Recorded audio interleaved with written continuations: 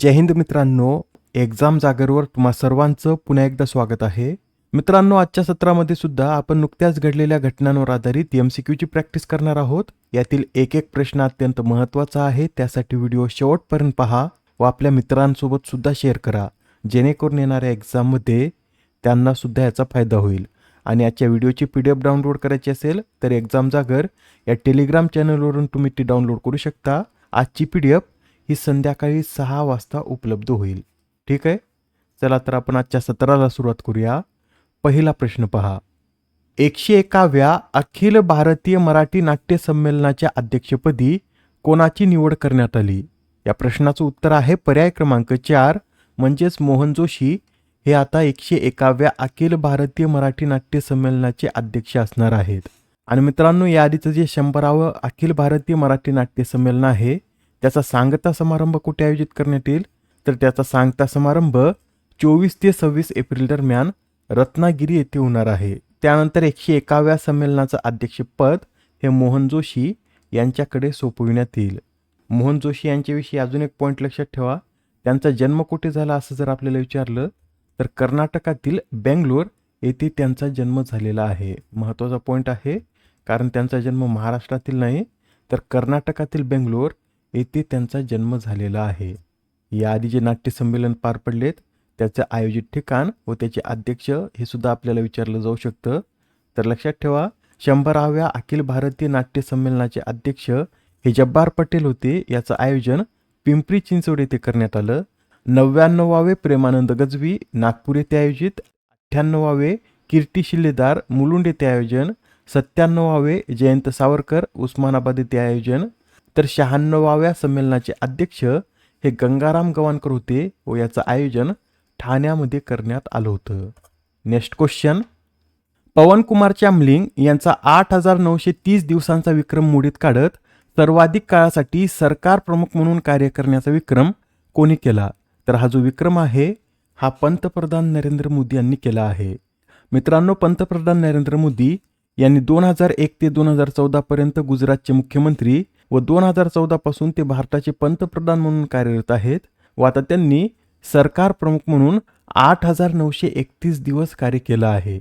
याआधी हा विक्रम पवन कुमार चामलिंग यांच्या नावावर होता, तो आता पंतप्रधान नरेंद्र मोदी यांनी आपल्या नावावर केला. मित्रांनो, हा एक महत्त्वाचा प्रश्न आहे, येणाऱ्या एक्झाममध्ये निश्चित हा प्रश्न विचारण्यात येईल. तर लक्षात ठेवा, पवन कुमार चामलिंग यांचा सर्वाधिक काळासाठी सरकार प्रमुख म्हणून कार्य करण्याचा विक्रम हा पंतप्रधान नरेंद्र मोदी यांनी मोडला आहे. पुढील प्रश्न. 2026 मधील भारत विद्युत शिखर परिषद कोणत्या शहरात आयोजित करण्यात आली? तर ही जी भारत विद्युत शिखर परिषद आहे याचं आयोजन नवी दिल्लीमध्ये करण्यात आलं. नवी दिल्लीमध्ये कुठे? तर नवी दिल्लीतील यशोभूमी येथे 19 मार्चपासून ही परिषद सुरू झाली असून 22 मार्चपर्यंत ही परिषद चाललेली आहे. ही अशा प्रकारची पहिलीच परिषद होती व याचं उद्घाटन केंद्रीय ऊर्जा, गृहनिर्माण आणि शहरी व्यवहार मंत्री मनोहर लाल यांच्या हस्ते करण्यात आलं. व या परिषदेची थीम काय? तर electrifying growth, empowering sustainability, connecting globally अशी या वेळेसच्या या परिषदेची थीम होती. आता हा प्रश्न पहा काय म्हणतो. खालीलपैकी कोणाला UK मधील हाऊस ऑफ कॉमन्समध्ये कला आणि संस्कृतीसाठी महिला सक्षमीकरण पुरस्काराने सन्मानित करण्यात आले? तर हा जो पुरस्कार आहे हा ऋतुपूर्णा सेनगुप्ता यांना देण्यात आला. या ऋतुपूर्णा सेनगुप्ता कोण आहेत? तर त्या एक प्रसिद्ध अभिनेत्री असून त्यांना आता कला आणि संस्कृती क्षेत्रातील महिला सक्षमीकरणासाठी हा पुरस्कार देण्यात आला आहे. याआधी जे महत्त्वपूर्ण पुरस्कार देण्यात आले होते ते सुद्धा आपण एकदा रिवाईज करून घेऊया. एस्मंड बी मार्टिन रॉयल जिओग्राफिकल सोसायटी पुरस्कार जिंकणाऱ्या पहिल्या भारतीय या कृतीके कारण ठरल्यात. NTR राष्ट्रीय चित्रपट पुरस्कार चिरंजीवी यांना देण्यात आला. 2026चा India UK achievers award JN Chaudhary. 21व्या Mahindra excellence in theatre award 2026 मधील लाईफ टाईम अचिव्हमेंट अवॉर्डने अमोल पालेकर. 2025चा 60वा ज्ञानपीठ पुरस्कार R Vairamuthu. MP Birla memorial पुरस्कार यशवंत गुप्ता. सर्वोत्कृष्ट छायांकनाचा ऑस्कर जिंकणारी पहिली महिला ऑटम ड्युरल्ट आर्कापा. व BBCद्वारे 2024-25च्या कर्नल CK नायडू जीवनगौरव पुरस्काराने राहुल द्रविड आणि रॉजर बिन्नी यांना सन्मानित करण्यात आलं. Next question. कोणत्या राज्याने इंदिराम्मा कुटुंब जीवन विमा योजना सुरू करण्याची घोषणा केली? तर ही जी योजना आहे ही तेलंगणा या राज्याने सुरू करण्याची घोषणा केली. मित्रांनो, या योजनेअंतर्गत तेलंगणा राज्यातील 1.15 कोटी कुटुंबांना प्रत्येकी 5 लाख रुपयांचे विमा संरक्षण मिळणार आहे. व हे विमा संरक्षण कोणाला मिळेल? तर तेलंगणा राज्याच्या सर्व रहिवाशांना हे विमा संरक्षण मिळणार आहे. यात गरीब, मध्यमवर्गीय व श्रीमंत असा कोणताही भेदभाव न करता कुटुंबापैकी प्रत्येकाला 5 लाख रुपयांचा जीवन विमा प्रदान करण्यात येणार आहे. बरं, सध्या तेलंगणाचे राज्यपाल कोण आहेत? तर शिवप्रताप शुक्ला हे तेलंगणाचे राज्यपाल असून सध्या मुख्यमंत्री हे अनुमुल्ला रेवंत रेड्डी आहेत. तेलंगणा राज्याची स्थापना कधी करण्यात आली?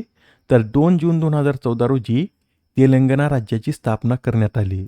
या राज्यात एकूण 3 नॅशनल पार्क असून ते कोणते? तर Mahavir Harina Vanasthali national park, Mrugavani national park व कासू ब्रह्मानंद रेड्डी नॅशनल पार्क हे तेलंगणा या राज्यात स्थित आहेत. आता हा प्रश्न पहा. भीम पेमेंट्स ॲपचे ब्रँड अँबॅसेडर म्हणून कोणाची नियुक्ती करण्यात आली? या प्रश्नाचं योग्य उत्तर आहे पर्याय क्रमांक 3. म्हणजेच आता भीम पेमेंट्स ॲपचे ब्रँड अँबॅसेडर म्हणून महेंद्रसिंग धोनी यांची निवड करण्यात आली. मित्रांनो, महेंद्रसिंग धोनी यांच्या प्रतिमेचा उपयोग करून देशभरात डिजिटल पेमेंट्स आणि UPIच्या वापराला प्रोत्साहन देणे हा यामागील उद्देश आहे. भीमचा फुल फॉर्म काय? तर भारत इंटरफेस फॉर मनी असं या भीमचा फुल फॉर्म आहे. Next question. कोणता देश हा जगातील सर्वात मोठा नारळ उत्पादक देश बनला? तर जगातील सर्वात मोठा नारळ उत्पादक देश हा आपला भारत आहे. भारताचा जागतिक नारळ उत्पादनात एकूण किती टक्के वाटा आहे?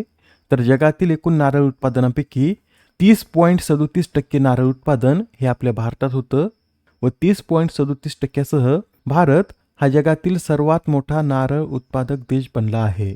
या क्षेत्रातील उत्पादन आणि उत्पादकता वाढवण्यासाठी भारत सरकारने 2026-27च्या अर्थसंकल्पात नारळ प्रोत्साहन योजनेची सुद्धा घोषणा केली आहे. Next question. तिसऱ्या आंतरराष्ट्रीय शांतता परिषदेचं आयोजन कोठे करण्यात आले? तर ही जी तिसरी आंतरराष्ट्रीय शांतता परिषद आहे याचं आयोजन लुंबिनी येथे करण्यात आलं आहे. मित्रांनो, लुंबिनी हे नेपाळमधील शहर असून येथेच गौतम बुद्ध यांचा जन्म झाला होता व आता याच शांतीनगरीत आंतरराष्ट्रीय शांतता परिषदेचं आयोजन करण्यात आलं आहे. ही परिषद नेपाळ सरकारचे पर्यटन आणि संस्कृती मंत्रालय, नेपाळ पर्यटन मंडळ, लुंबिनी विकास निधी आणि नेपाळ ऑलिम्पिक समिती यांच्याद्वारे संयुक्तपणे आयोजित करण्यात येत आहे. आजच्या सत्रामधील शेवटचा प्रश्न पहा. दरवर्षी जागतिक जल दिन कधी साजरा केला जातो? तर हा जो जागतिक जल दिन आहे हा दरवर्षी 22 मार्च रोजी साजरा केला जातो. हा दिवस साजरा करण्याची घोषणा 1992 मध्ये करण्यात आली व पहिल्यांदा हा दिवस 1993 मध्ये आयोजित करण्यात आला. यंदाची या दिवसाची थीम नोट करून घ्या. वॉटर अँड जेंडर अशी या वेळेसच्या दिनाची थीम आहे. या आधीच्या सत्रात तुमच्यासाठीचा प्रश्न होता. नुकत्याच प्रकाशित वर्ल्ड हॅपीनेस रिपोर्ट 2026 मध्ये आपला भारत कितव्या स्थानावर आहे? तर या रँकिंगमध्ये आपला भारत हा 116व्या क्रमांकावर आहे. यात एकूण 147 देशांना रँक करण्यात आला असून 4.53 गुणासह आपला भारत 116व्या स्थानावर आहे. गेल्या वर्षीच्या रँकिंगमध्ये भारत 118व्या स्थानावर होता. यंदा 2 स्थानांनी प्रगती करत भारत 116व्या क्रमांकावर आला आहे. बरं, या रँकिंगमध्ये पहिलं स्थान कोणी पटकावलं? तर फिनलँड या देशाने सलग 9व्या वर्षी या रँकिंगमध्ये पहिलं स्थान पटकावलं आहे. आजच्या सत्रामधील तुमच्यासाठीचा प्रश्न पहा. 2026च्या स्टॉकहोम वॉटर पुरस्काराने कोणाला सन्मानित करण्यात आले? आता या प्रश्नाचं उत्तर कमेंटमध्ये देण्याचा प्रयत्न करा. उत्तर चुकलं तरी काय हरकत नाही, कारण ज्यावेळेस तुम्हाला या प्रश्नाचं योग्य उत्तर माहीत होतं त्यावेळेस हा प्रश्न तुमच्या दीर्घकाळापर्यंत लक्षात राहतो. तर आता पुढच्या सत्रात पुन्हा भेटूया. धन्यवाद.